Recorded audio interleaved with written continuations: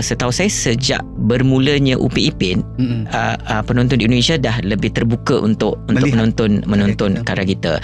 So saya selalu berfikir kalau orang luar menghargai karya kita, kenapa orang kita sendiri tidak nak ada double standard? Kalau daripada Hollywood je mesti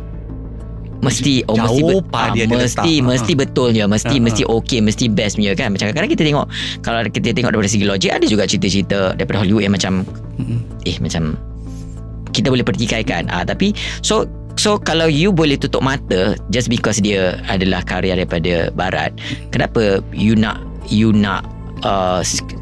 scrutinize bila tapi itu tidak bermakna pengkarya kita pun boleh ambil mudah.